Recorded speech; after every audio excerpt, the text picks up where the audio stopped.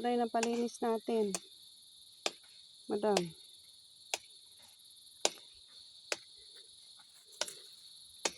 Pakataas ko baga. Cleaning na clean. Clean na clean. Yun na lang tanggalin nila. Ito yung bagong linis. Ayan. Gandun sa malilong na yan. Against the light na kasi. Ganyan sa baba.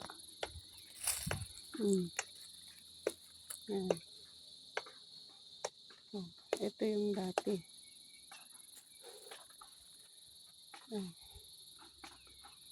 Ayan susunugin na to next week.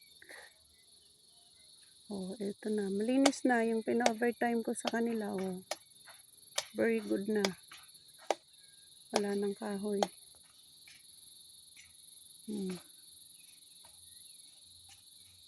Gandun. 5:30 na.